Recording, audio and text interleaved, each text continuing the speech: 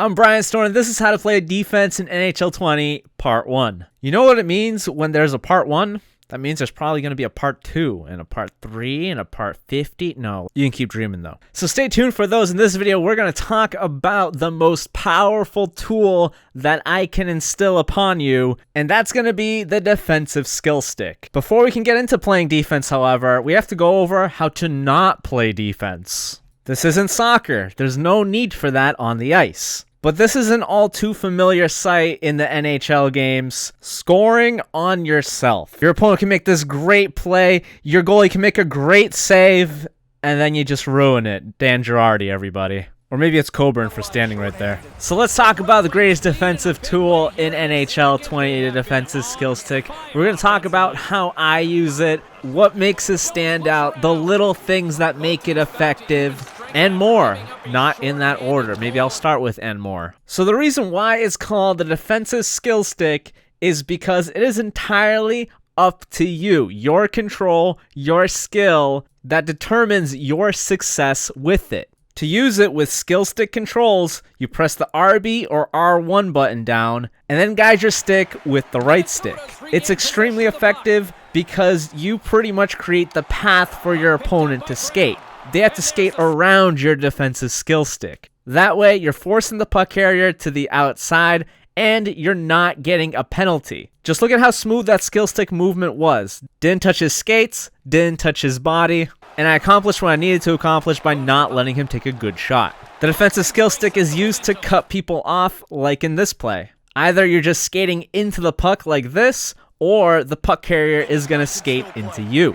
It's by far the best way to take the puck away from your opponent. It's not just something that you're exploiting in the game, because in the real world, the NHL players play defense with the same premise. Though the puck carriers are usually not that stupid. Here I am, sticks in front. Jameson's got the puck in front. I want him to work around my stick, and you notice my stick is mirroring Jameson's movement, and I'm still looking at his chest. Defenseman, we never look down the puck. As soon as we look down the puck, we're in trouble because we're going to get burnt. So my stick is always on the puck. Now I have a chance to knock it off Jameson's stick, or if Jameson wants to shoot the puck, in this case he puts it out here, I got my stick on the puck, I can poke the puck up into the stands. Okay, poking it into the stands might be a little bit too much. Speaking of the defensive skill stick, it's not perfect, and by that I mean you can't just use it all the time.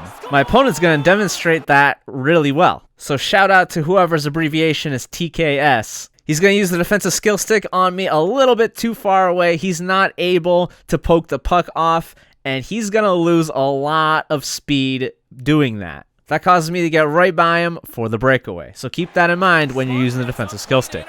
This tool is very underutilized. Not a whole lot of pro players use it, and I can see why they don't, because the kryptonite to it is people skating backwards. It's an easy tripping penalty. However, if you're not playing against someone doing that, then you're going to dominate them defensively. I rarely come across someone who knows how to use the defensive skill stick.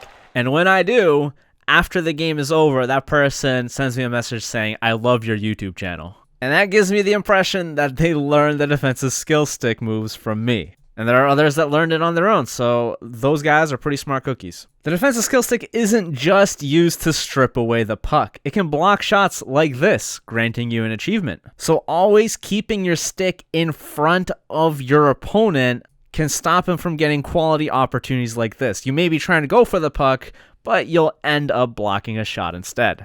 Same idea goes for passes. As long as your stick is in the lane, you have the chance to block a pass, but I would not use the defensive skill stick to block a pass on purpose. What's interesting about the defensive skill stick is that the stick isn't the only thing that's going to stop the puck. You can hold your stick out one way, thinking your opponent's going to go that way, but then when he does something like this, he's going to run into your skates, which causes him to lose the puck anyway. Be wary that a defensive skill stick can cause you to score on your own net, like the Flames do here. However, I just recently said, don't try to block a pass with the defensive skill stick, and well, this is exactly why you don't want to do that. It's better to just skate into the puck without touching any of the buttons or any of the controls, so that your player can intercept the puck. What I absolutely love about the defensive skill stick is right before I'm about to trip someone, I let go of it. Let go of the right stick, let go of right bumper or R1, and you no longer can get a penalty.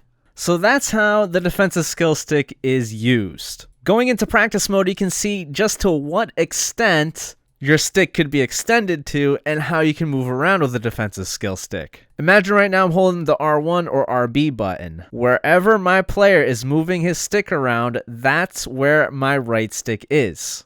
Here it's at 7 o'clock, now it's at 2 o'clock. It can be extended all the way back like this to 12 o'clock only on the side that your player shoots. You can't extend it all the way back on the opposite side. So if I bring it back all the way over here, this is as far as he can go this way. That is, unless you change your body position. Because when you start turning around, when you start actually skating, you can move it around a little bit more. You can hold it out one way while skating in another way. Don't recommend it, but it's a thing. You can have what looks like your dog pull you on his leash, but once you start turning and using the defensive skill stick, you can go all the way around. The next thing I wanted to figure out is what kind of role do stats play in the defensive skill stick?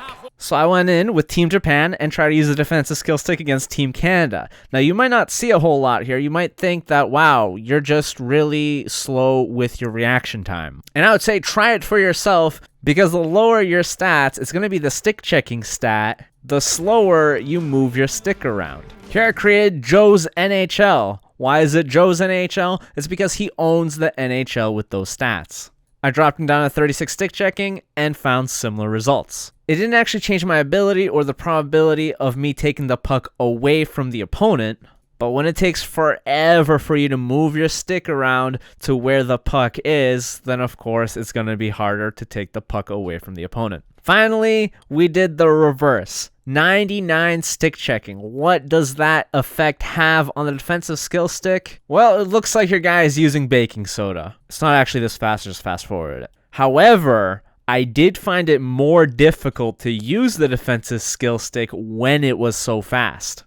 And that actually surprised me because of just how sensitive the right stick was in this tripping penalty. So it's certainly something to keep in mind. If you love using the defensive skill stick, don't try to get players that have near maxed out stick checking stats.